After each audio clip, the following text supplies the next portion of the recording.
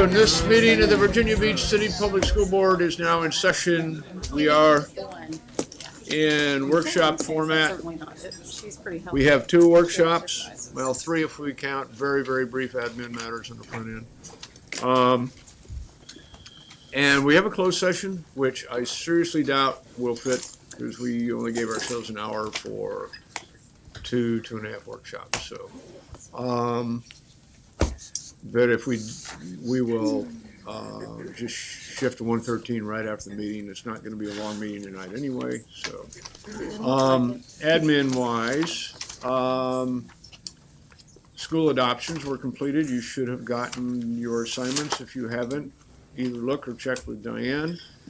I would suggest you could start contacting the schools this weekend. They don't know they've been adopted yet.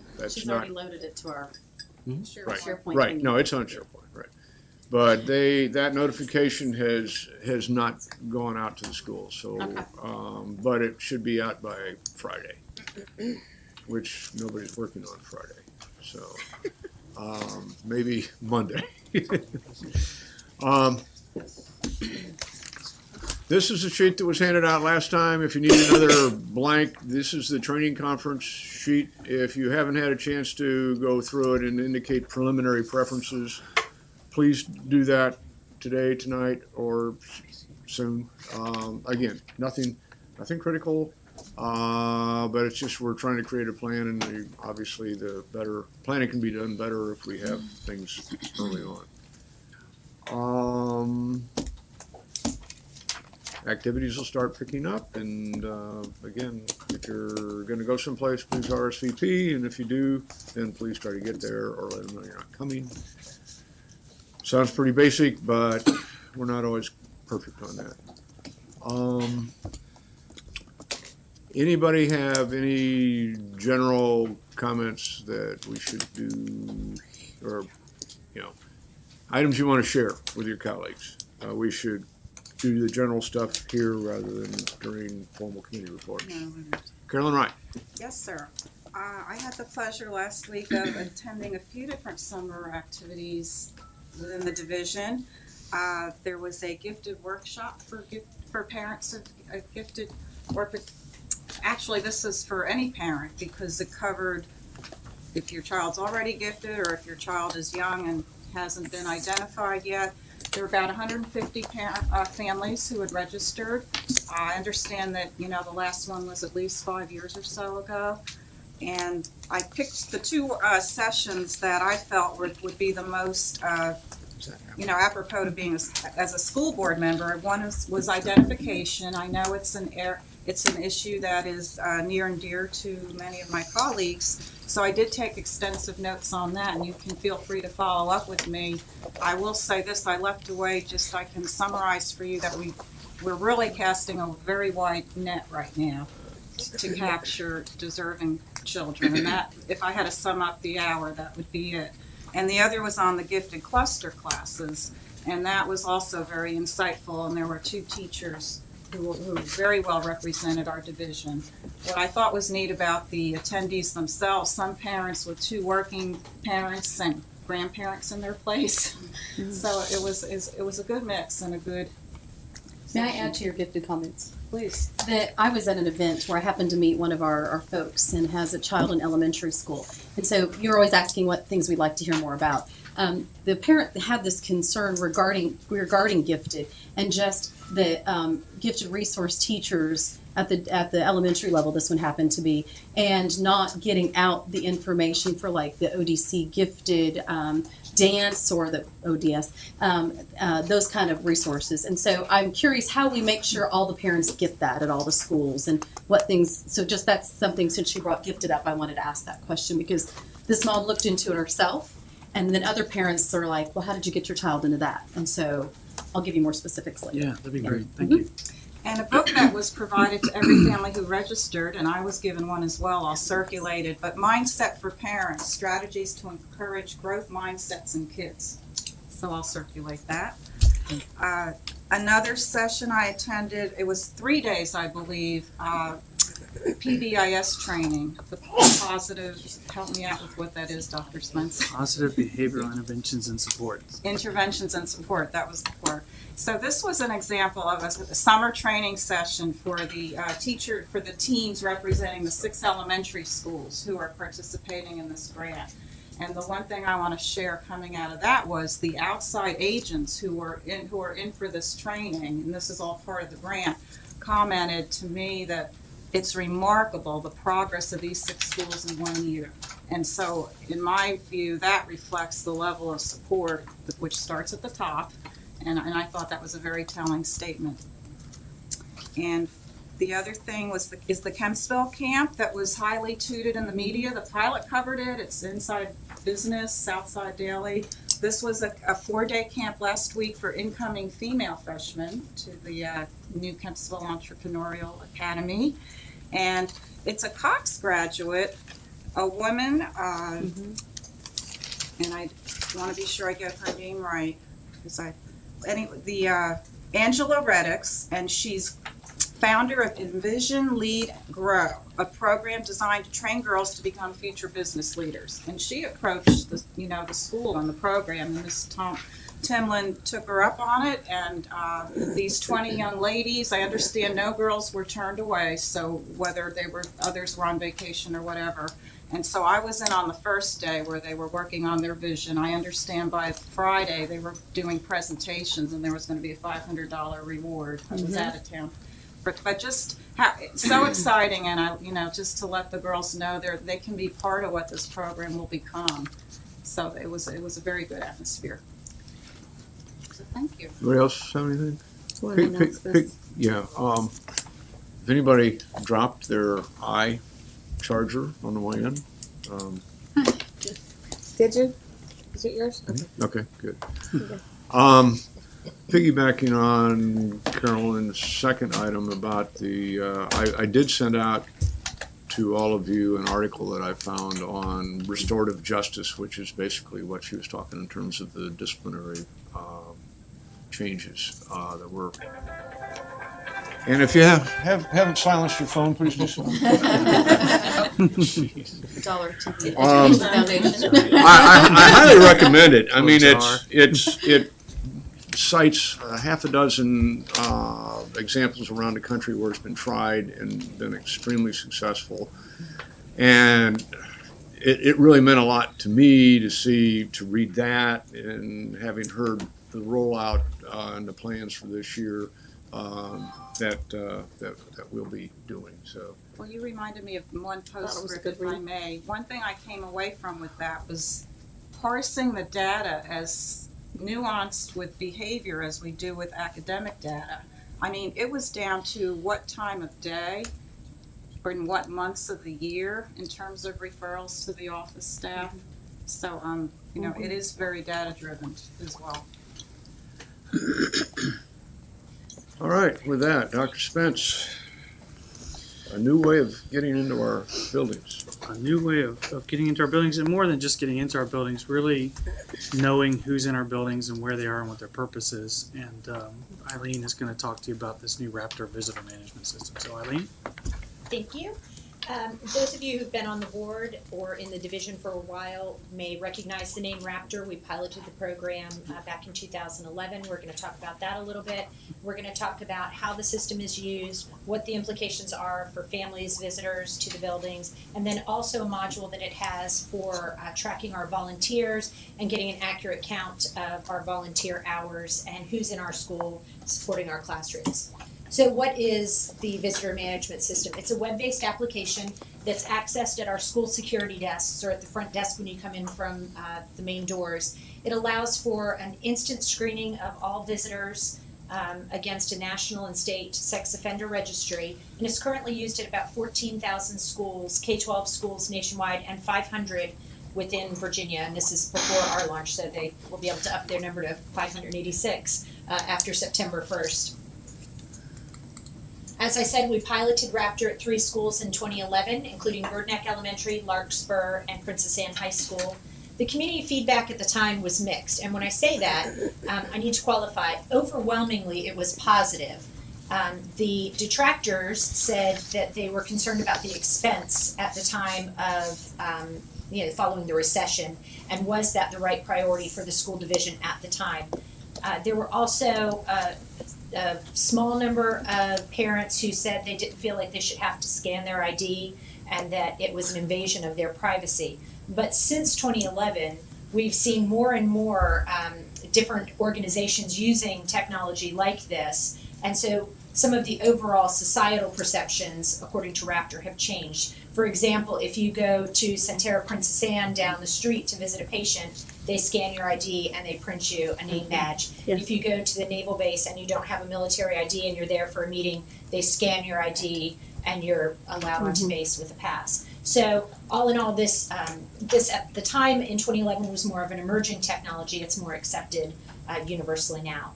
And currently, Raptor or a similar system is used in many of the area school districts. Chesapeake launched Raptor in June, and then Norfolk, Hampton, Newport News have similar programs through a different company. Why is it important? Well, if this is an example of what we're currently doing, who is that on line 12? And were they here at 9:45, 9:49? And what was their point? The others didn't ever check out or didn't indicate what their destination was. And then what do we know about either Doug or Davy Jones on line 7? Could that person be a registered sex offender coming into our school? We have no way of knowing using these sheets. So why is it important to us? Well, up front, it's an added layer of security if we're doing an instant check against national and state sex offender registries. It also provides us, as Dr. Spence said, a more accurate accounting of who's in our building and where they are at any time. And you'll see once we talk about the badges in a minute, it indicates the destination on the badge. So if you pass someone in the hallway and they're not where they're supposed to be, you can either help them to their location or you can ask, if they need to change the destination on their badge. And overall, it's more efficient than what we have done in the past and what we're currently doing. Up until now, other than the pilot, we had no screening for visitors at all. You signed your name and you were allowed to go into the building. We asked volunteers beginning last year to self-certify that they are not a registered sex offender, and then we asked our volunteer and education coordinator to cross-reference that with the state registry. One of the issues there is that in most places, the volunteer and education coordinator is a PTA member. So we were asking one parent to check on the other parents in their school. And then also beginning last year, we had all of our partners in education sign agreements where they certified that anyone representing their organization was not a registered sex offender. And we actually had a few partners in education who said, I'm not going to sign that. I don't screen my employees and I don't want to have the responsibility and the liability if someone has an indiscretion that they weren't aware of. And then there were other partners in education who said, I'm going to send only my top level people because I know that they've been screened. So it did limit the number of our participating partners. So how does it work? And again, if you went to visit one of the schools in the past, it's changed just slightly. So when a guest comes into the building, they will provide an ID, whether it's a license or a military ID or even a DMV identification card or their passport. And it will be scanned. And at that time, the instant background check the instant check against the sex offender registry takes place and a visitor badge is printed. This is a detailed badge that right now when you go into some of our schools, it's that kind of neon sticker and it says visitor and it has the name of the school and that's it. This will have a photo of the visitor, the time they arrived, the name, and their destination. And you can see an example of that in the top picture. And then at the end of the visit, the visitor will return the badge to the security desk, and the security desk assistant will click a box and it will indicate that they're no longer in the building. So, in addition to protecting students and staff, it also helps protect our visitors because if there were an emergency at a school and we needed to evacuate the building, this gives us a better log where we can identify where people are and make sure that they've all evacuated the building with us and where they are. As you saw on that printout sheet a minute ago, some just left the space blank where it said their destination. One quick thing, when I said that guests will present an ID, I want to make sure that I point out these are for people who are going to be in the building. If you're coming to the security desk to check out a child, you'll be showing your ID and you'll still check out your student through SASE or through Synergy the same way that you always have.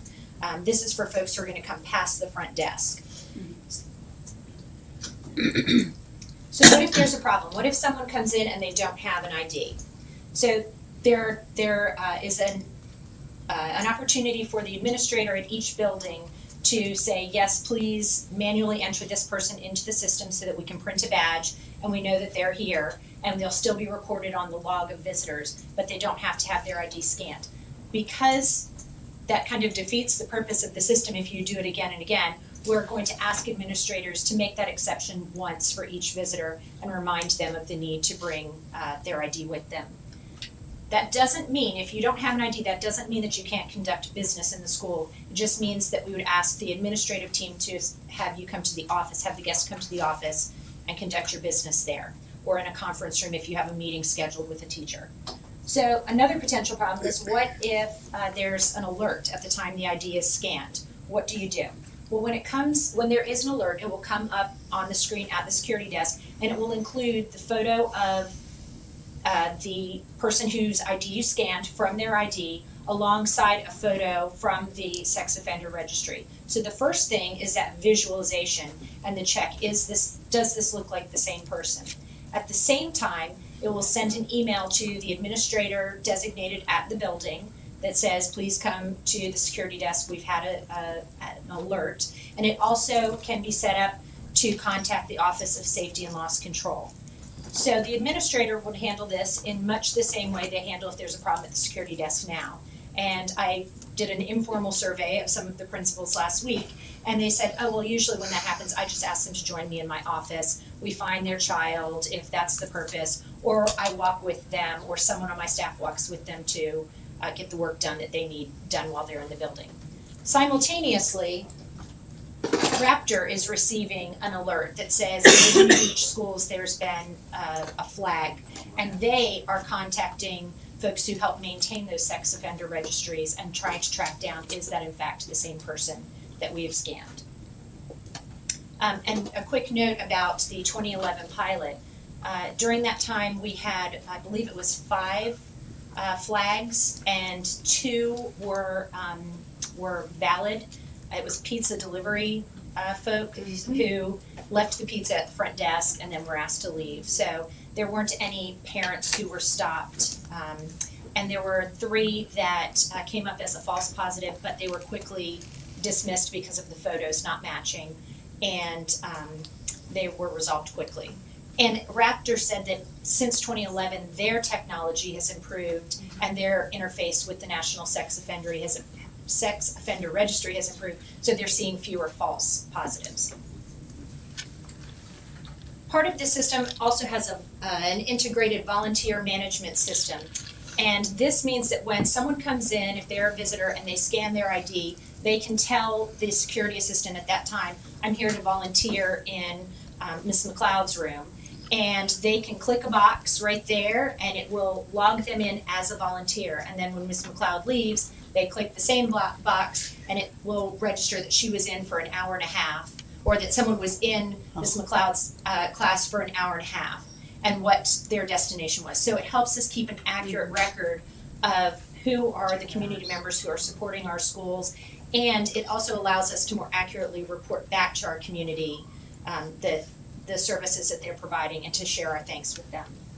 So as our current system, we weren't checking volunteers other than, remember that page that they signed, and then the volunteer coordinator was parent to parent checking and referring this. This, again, when you register, it does that instant check, and then it will allow you to select the schools. I'm just going to walk you through. This is the main page where you sign in, and this is an example from their site, not ours. You just fill in your information, and you then can select what school you would like to volunteer at, or would you like to be at all schools or division events, and then you can go in when you scan your ID. This is the page that comes up, and it will pre-populate with your picture once you've registered. And then as you check in and out, it will say sign in as a volunteer. That's what the security desk clicks, and then they click that again as they leave, and it logs your hours.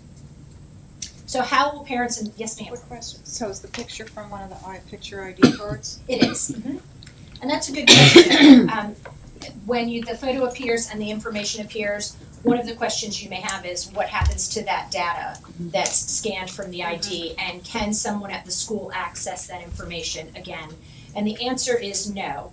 The information is not stored on the hard drive at the computer. It's encrypted and stored on a secure server way on the other side of the country where we don't have access to it. The only things that appear here will be your name, first name, last name, date of birth, your photo, and then the first 4 digits of your ID. So not your entire ID number, so you can't use that information. No one else could use that information. Any other questions? I know I'm going really fast. Yes, ma'am. How do we ensure the public that someone couldn't get access to Raptor's information? It's going to, obviously that information is going to be stored somewhere, as you said, somewhere around the country, and we know that things get hacked. Even government agencies get hacked. And So we just- how do we know that we can assure the public that their information is going to be safe? Well, we can assure them that Raptor has assured us they're doing everything they can, but as you said, everyone, including the FBI, got hacked. So we spoke about this in our senior staff meeting yesterday, as a matter of fact, and at the recommendation of Ramesh, I contacted Raptor to see if they could also provide us some of their procedure and how they're keeping the information safe, so we can share that with our parents and our families. Okay. Yes, ma'am. I have to start to make a running list here. So, you said that since if a person comes in and is identified as they're cautionary, that sends a principal or administrator an email. Is it a text or an email? I mean, because I can't imagine email being that quick. It's an email Okay. that goes in. At this time, I don't believe they have the opportunity for a text message. I guess I'm just thinking if they're not at their desk or they don't have Well, their phone, then. But there's also that person, that live person at the security desk That would who reach, has the okay. phone that can call Okay. into the office or reach someone. Is it only for sex offenders? It is only for sex offenders, and the reason for that is cost, quite honestly. The Raptor system and several of the other systems that we looked at do have background check capabilities, but for example, one of the other companies was giving us a discount and charging us $16.95 a person. And they do it once at the beginning of the school year. This is every time someone comes into your building, they're being scanned. So as we know, records are only as good as they are current. So at the beginning of the year, That one, yeah. that wouldn't be A, efficient, and B, cost effective, because if you figure we have 30,000 volunteers, let alone all the visitors, that's about $8,000 a year. Because a sex offender would have obviously restraints and that they shouldn't be around children kind of thing, but there could be other acts of violence that would not be a registered sex offender, and so that's why I asked the question. And if they're you're right, and the way I see this is that this is a good beginning for us, for it. and then we can see what we're able to add on down the road. Yes, ma'am. Arlene, doing well. And I heard you say that you don't keep the memory in the system, but I remember that I went to Centura for Suzanne visit with someone, and 2 years later, I went to Virginia Beach General to visit, and they typed in, and it came up, oh, you're in the system. So you're saying that we don't have that capability of doing that? You'll be in the system, you won't be stored, your information won't be stored on the hard drive, it'll be accessed through a server, which is in held Houston, by Texas. Raptor. PIE hours, can the PTA go in and add like hours done outside to make it? They can. Okay, that's great. Similar to what we have now, if you're volunteering after school hours, if you're working the concession stand, you can log in through an online portal out from your phone or from your computer and click in your hours. I might even volunteer to be a VIE now. Ms. Schultz, you have a question as well? Well, have we had so many incidents in the past that this system is necessary? Well, how many kids I have been would- spirited away by sex offenders? I would answer that now that we're no longer ahead of the curve, that's a good thing because we're actually behind on this. While we haven't had an incident, we're fortunate because there are instances where volunteers in school divisions all over the place have been registered sex offenders and the schools didn't know it, or they found out because of this type of software. So it's being I would hate to think that we had to wait for something to happen for us to think that it was important. So the security guard, which we already have at the front desk, they'll be the ones doing this. Yes, ma'am. And I'm assuming you're gonna give them a script when the name comes up and it's not really them, Yes, ma'am. and someone's standing there embarrassed. Yes, ma'am. Okay. I can see the fields. What information again is saved? First name, last name, date of birth, first 4 digits of an ID. And the information is then transmitted to a server that is within the custody of Raptor. It's encrypted and held on their secure server, yes. How long is that information going to be held by Raptor? It would be for the school year, and then at the end of the school year, we would have that cleaned out and start over.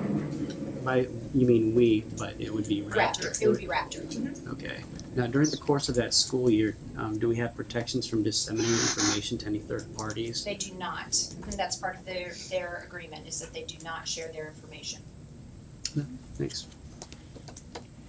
Any more? Okay, so again, how are we gonna let parents know? Well, we're going to put it on our webpage. It's going to be accessed under the parents and community tabs, and if you click on those, even beginning right now, you'll be taken to a visitor check-in that has a list of frequently asked questions. One of the frequently asked questions that I want to make sure we point out is, are there any exceptions to people that need to show their ID? And the answer is yes. If you're a school division employee and you have your name badge on, you don't need to scan in. Or if you're a first responder who's there in uniform as part of your official duties, then you won't need to scan your ID. So we've got that on our webpage. We're going to send out an alert now message to all parents prior to the start of the school year. We've got an article in the Apple a Day Back to School edition that's going to go out next week. And we've also provided a similar article for principals to use in their individual school newsletters. So what about communicating with our partners and volunteers? Again, same information on VB Schools. It will also be on the Volunteer Here page. It will be under the parent and community tabs. We're going to send an email to all of our existing partners and volunteers for whom we have an email address. And it's going to be included in training for the volunteer and education and partner education coordinators, who will then share it at the training that they do at their individual school levels.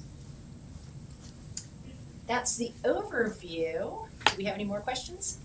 There's a lot of like ninth grade or sixth grade orientations going on this week, next week. Hopefully, this information is there too. I mean, the last thing we want to do is to let people think it's an unfriendly place you can't get into. I mean, we worked really hard to make sure that wasn't the perception.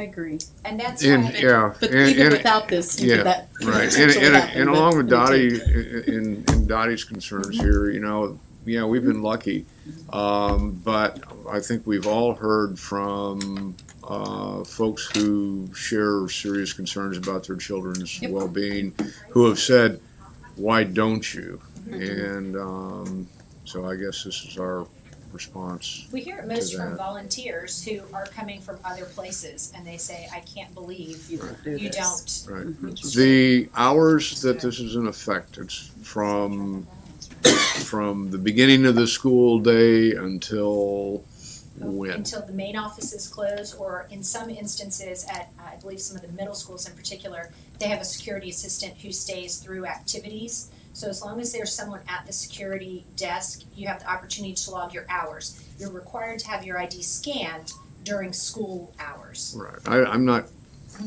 You're concerned about. I'm mostly concerned about security and access, but after school activities, this will not be a Correct. requirement. Okay. Correct. And there's one other important note is if you're having a large crowd, if you're having a large event, your giant PTA meeting or one of the academy law day or open house where you're going to have 300 people there, it's not practical to swipe each person. So you have a couple of options. You can have parents RSVP that they're coming, and you can put them into the system in advance manually and print their name badges. Or you can have, in most cases, schools already have an administrator at the door, and then student guides who are walking people down. So again, they're escorted to their location, and then they're all dismissed through one set of doors. So you wouldn't need to scan an ID for 300 people. And the whole process takes about 35 or 40 seconds. It might take a little bit longer in the beginning as parents get accustomed to having their ID ready to be scanned, but it doesn't take a long time. Child care centers already do this, Mhm. a lot of them, so those coming up are. Go ahead, Dottie. Often you have military groups that come in like to volunteer. You might have 5 or 10 people coming in at once. How do you handle that? Well, again, it takes about 35 seconds, so we would just put them all So through. it'd be each one. Yes, ma'am. Oh, good. I'm glad you're the lead on this from a communication standpoint, but I understand you're working with Mr. Holton, risk management folks, I mean, because it's gonna be their folks that are gonna be managing it. so. Absolutely, and they've helped us review all of the options, and together we've selected, what we thought was the best system to meet our needs right now. And they will be training all of the security assistants during their annual training at the end of the month. Other questions? Thank you very much. Thank you. The next workshop? Yes, sir. So this is the first of what will be a number of follow-ups during the year from the retreat where we talked about the priorities for the year and how those are aligned with the strategic plan. And so we wanted to talk today about how we're using the teaching and learning framework to push towards coaching for excellence. So Amy Cashwell is here, and she's going to share with you some of that work. Good evening. Good evening. I am thrilled to be here with you tonight to be able to share some information with you about our school division's teaching and learning framework and how that framework is really going to be used Betsy, by not, I'm sorry. Oh, go ahead. just making sure you got your things cut. You'll just take one and pass it along. And how this framework will really be used by both instructional leaders and by our building leaders to coach for excellence in every classroom so that we can continue to reach our goal of really ensuring excellence for every child every day, every student every day. It's a phrase you've heard over and over again, and we're committed to that. And so this teaching and learning framework is one way that we're trying to help ensure excellence in every classroom every day. So we'll spend some time talking about that. You may remember back at your board retreat, Dr. Robertson was masterful at sort of painting that picture for you of where we've been with Compass 2020 and sort of where we're headed this coming year. And so you were able to take a look back at the launch of Compass 2020 and some priority areas from the first year. And you got to look ahead at some priority areas that will really help us reach our goals towards Compass 2020. And then you also got a sneak peek to a document that was sort of poster size, but you've got your own copy in front of you today, that sort of took all those priority areas for this coming year and captured them on one document called the Road to Gold that we then used with our administrators this year at our admin conference, which was centered around an Olympic theme to help our administrators really stay focused on those priority areas. So I've given you a copy of that to remind you of that document, and also to help you understand that we're going to focus on one aspect of that list tonight, and that's that second box on the right on the front, which is around this teaching and learning framework and how it's really going to be a tool for our administrators and our instructional leaders to help coach for excellence in their buildings. So that's a priority area that we've identified for schools and particularly for our leaders as they're working in our buildings this year. And you may also recall from the retreat and thus the glasses that along with every priority area, we know we have a focus on equity this year. So if you want to take a minute just to remind yourself of the equity questions, you can't see them, of course, on the page, but if you were to don your equity lenses, you'd be able to see this question pop out there for you. That's the equity question around that priority area. So, of course, we know there's an equity issue or an equity lens that can be applied to all of our work. In particular, when we think about this teaching and learning framework, we want to ensure equity of experience, right, for every student every day, no matter which classroom you're sitting in, no matter which school you're sitting in, no matter whose teacher's class you're in, no matter which grade level you're in, no matter which subjects you've signed up to take courses in, that you're going to have this excellent, high-quality teaching and learning experience. So that's the charge that we sort of set forth with our administrators this year, that as they pondered the teaching and learning framework, they would keep this equity question in mind as they encountered their work. So for the purposes of today's presentation, as I said, we're going to focus on that one priority area. We're going to spend a little bit of time looking at what is the teaching and learning framework, sort of a look back on how it came to be and how that first year launch went. And then we'll take a look at what's ahead for the coming year and how we're going to leverage this coaching framework coupled with the teaching and learning framework to ensure that outstanding environment for teaching and learning in every classroom. And then you'll get a sneak peek at some of the professional learning and the resources that accompany those documents as we help build capacity with our leaders and we help enable them to make this work a reality. So you may recall long about Dr. Spence's post-entry plan, that post-entry plan called for this common language around teaching and learning. And of course that was a nice match to the Compass 2020 Goal 1 area as that was being launched simultaneously. But he really called for us to adopt that system-wide framework, that we have a way to really capture some common language around what we know are best practices in classrooms. So that if you were to walk into any school building in Virginia Beach City Public Schools or any classroom, there would be these common threads of excellent teaching and learning that could be seen from one room to another, that teachers would understand what those expectations were, and building administrators would be able to have conversations with teachers around those expectations. And so in order to make that happen, we formed a group, or several groups really, over a long period of time to really think about and figure out how can we capture, and there's so many examples of excellent teaching and learning all over our division, how can we capture what we already know are these best practices around planning, teaching, assessing, responding to student needs, creating that learning environment that's ideal. How can we capture that graphically and kind of pull to the top those best practices and create common language around it? So a group of teachers, administrators, central office staff worked really hard over several days to bring that information into a form that we could then use to create a graphic. And so you have a copy in front of you of the graphic that was thus born from that, and that is the teaching and learning framework. And you may notice that you've seen selfies pop up with that. It's painted on walls in schools. And so there's been a lot of visibility around the document. But I heard it say it's not the Pokemon. And it does have, who knew we were trendsetters bringing back the Pokemon look there. No, it is not the Pokemon, but it has been called a Frisbee or whatnot, but it is our teaching and learning framework, and it does move and interact to reveal all of those components I told you about.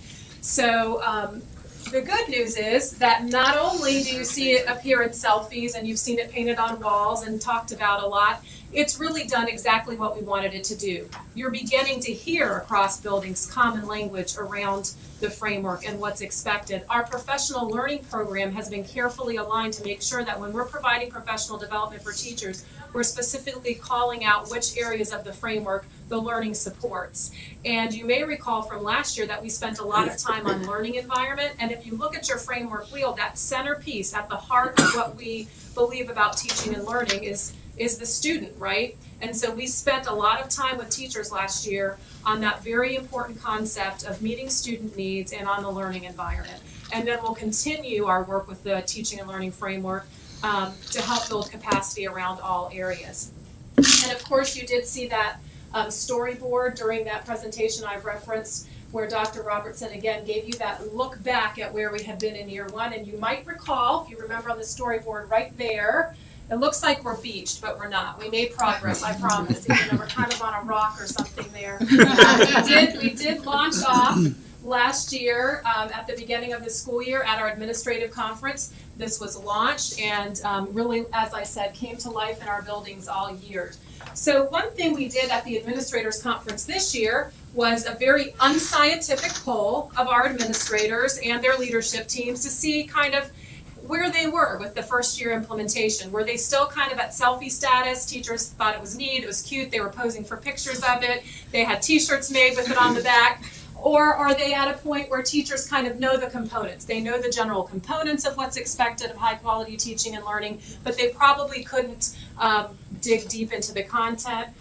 Or had it been a deliberate focus? Had they spent time really as a building or as professional learning communities digging into one or more of the areas? Perhaps they spent time looking at assessment and particularly digging through that in professional learning communities. So these are the results of our unscientific poll. So you can see when they were asked to poll in on their personal devices, sort of where their responses fell. So many schools were really beginning a deliberate focus on one or more areas, which is really ahead of where we even expected they would be in year one. So they were really knowing that their teachers were anxious through professional learning communities and through whole group faculty time to really begin to dig into that work. And some were just sort of at the basic awareness area. So, this was a good pulse check for us as we continue to think about how we can support our schools after the year one, the launch of the framework. And it also gives us an idea that we're pretty much on track, if not maybe a little ahead of where we hoped to be this year with the framework. So knowing that we want to get to that idea of deliberate focus for all of our schools, we know that we need to help build supports for our administrators. And we know unequivocally when you look at research and when you even look at best examples of where we've had success in many of our buildings, we know that coaching plays a very important role. And that coaching, when it's non-judgmental, right, non-evaluative, really leads to improved practice. And so, oftentimes our school administrators feel like they're playing in two fields, right? Ultimately, they are the evaluator for teachers in their buildings, but also in order to increase performance and help folks grow, you also have to serve as that coaching role. So a lot of the work we'll be doing with our administrators and our leaders in buildings this year is to help them hone those coaching skills, because coaching is what leads to improvement. And we know that everybody deserves good coaching. Coaching is for everyone. Coaching is not for poor performers. Coaching is for everyone. That when we're trying to foster a culture of growth and excellence for our employees, it's that reciprocal relationship between teachers and administrators where it's collaborative and where coaching can happen to ensure that everyone has an opportunity to grow and improve.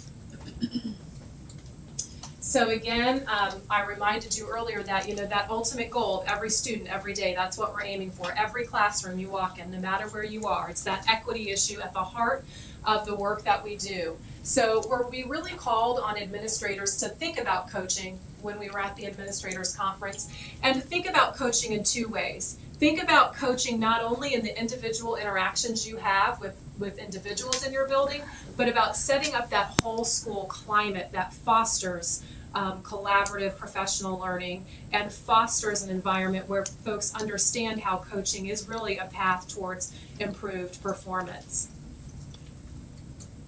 So we know that we want to help build up our administrators and of course our coaches out in the building. We have lots of math coaches, reading specialists, ITSs, our instructional technology specialists. They are all instructional coaches as well, working in tandem with the building leader to help set up those environments in schools.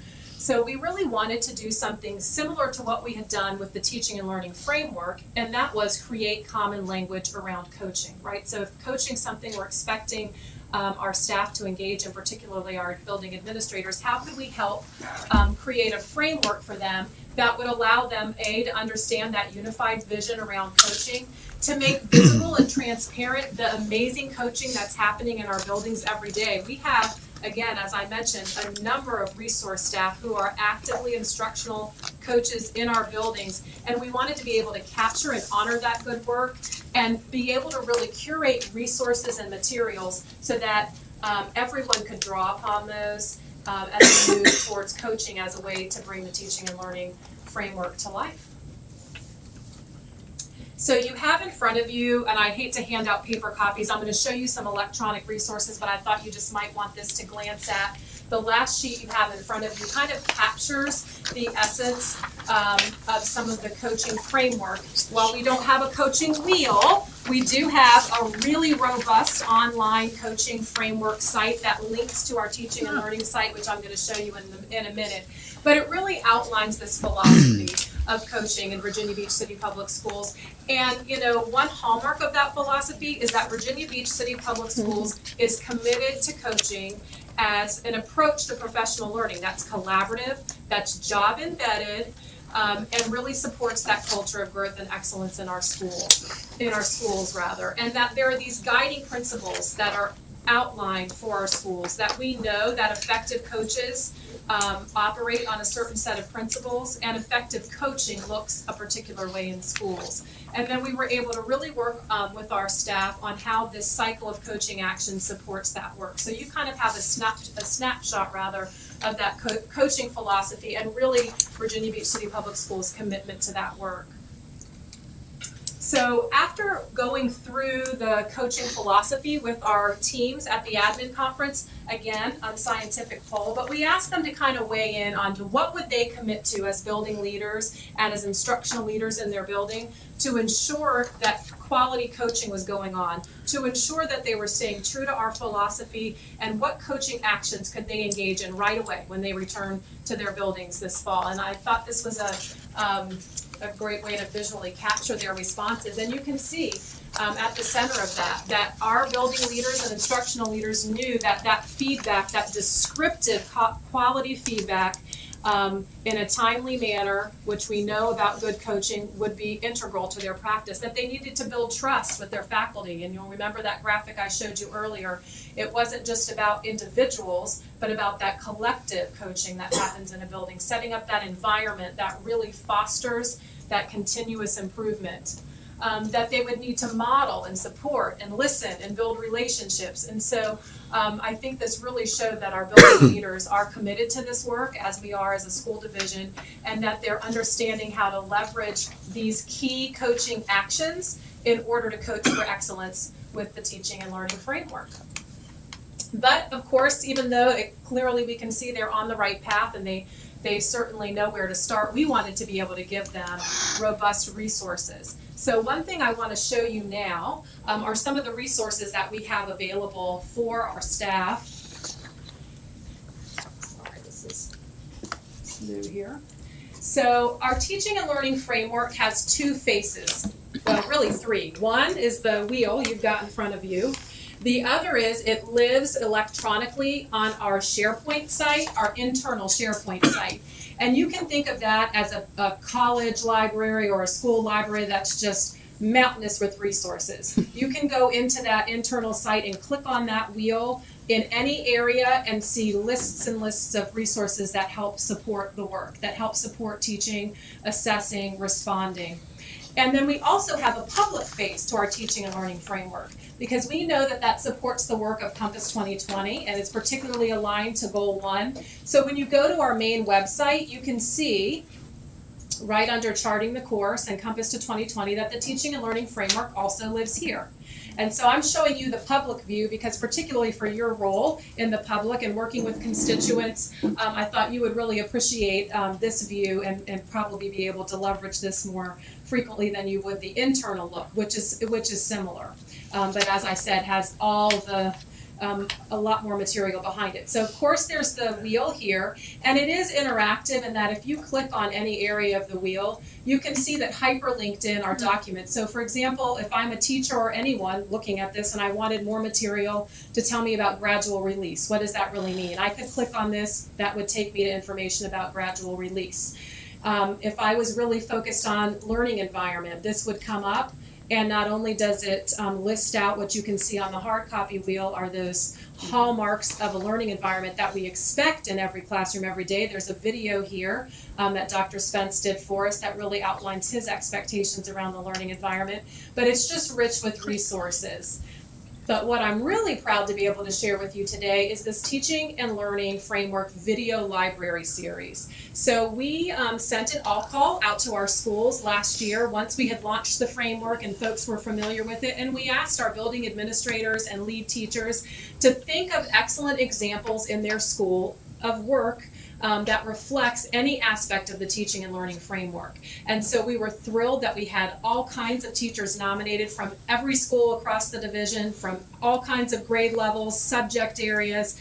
And so we really worked to get out and capture in video these experiences and these vignettes that would really help do a couple of things. One, what a great way to showcase the amazing work that's happening in our school division every day, and wait until you see it. There's amazing things going on.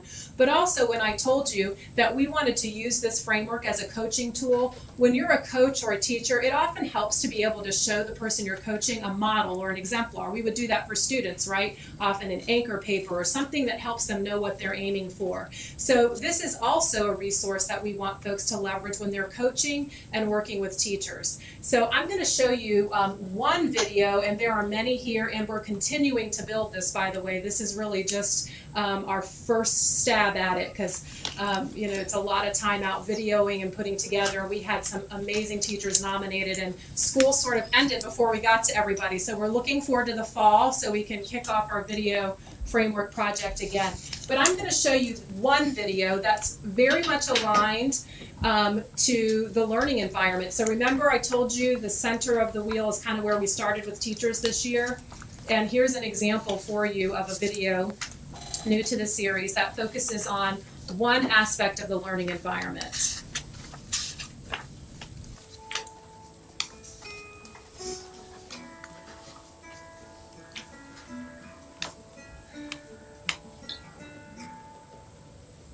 What you're going to see today is procedural. When the students enter my classroom, the scholars will come in, and there are 4 things that they need to do every day. First thing they need to do is update their agenda with their home learning. The second thing they need to do is update their table of contents of their interactive notebook. Third thing they need to do is write down their learning target for the day. And the fourth thing they need to do is do their warm-up. I have a class secretary. It's a student that when we started at the beginning of the year, I picked the student, but every week after that, the student is responsible for picking another scholar in the classroom. The responsibilities for that person is to stamp agendas. It's to make sure that the students are writing down their home learning in their agendas. The routines in my classroom help the students focus and know every day what's going to happen. Good morning. You'll see that your table of contents has been updated. Make sure you're getting your home learning, your learning target, and your warm-up completed this morning. Doing the creed at the beginning of the day, too, sets the tone for learning. The creed serves 2 purposes for me. One, it gives them a positive affirmation that they get at the beginning of the day. If nothing, I know that they know that I feel like they're unique and they can do. Okay, let's go ahead and get ready to learn today. All in. Every student, every day. World, prepare, for I am here. I am uniquely made and have a purpose. The second thing that the creed does is make sure that we're ready to learn. They know that after they say the creed, we're ready to get into instruction. The fair versus equal thing is something that I do at the beginning of the year. I let them know right off at the bat that they're all individuals. And I do this thing where I wear glasses. So if we're going to be equal, that means that everybody needs to wear glasses. I need to do different things for different people. There may be some things that other students need that you don't need. They know that we are only as strong as our weakest link. I try to create a family environment in the classroom where even if I am the teacher, but I'm not the only person that they can learn from in the classroom. They can learn from their fellow students as well. I have certain experts where we have a buddy day, where after a particular concept we talk about, there are some experts. I empower them to be a leader and be an expert so that they can in turn go ahead and help teach the classroom while I can go and intervene as well. The kids can tell whether you like them or not, and whether you really care about them and be genuine.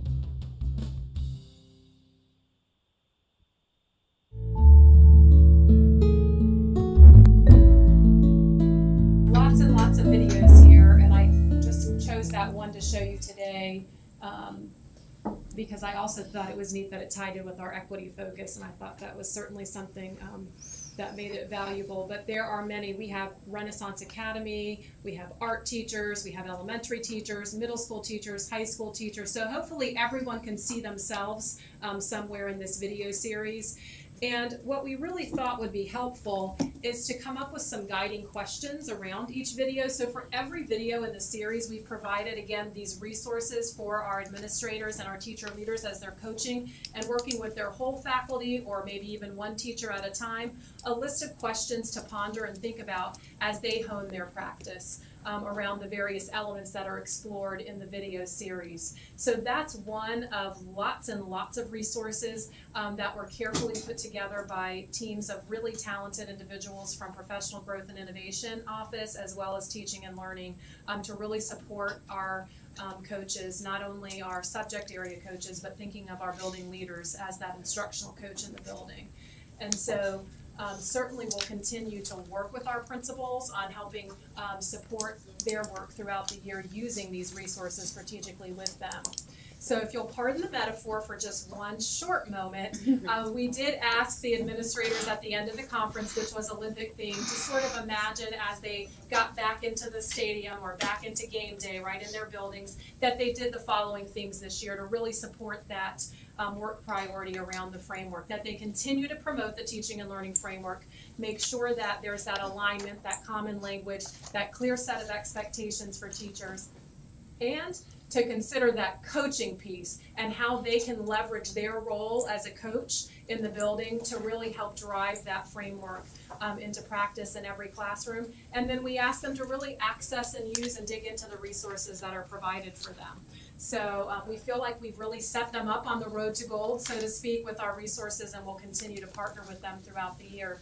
So hopefully that gave you a look at kind of where we've been with the framework and where we're headed in year two. So do you have questions for me?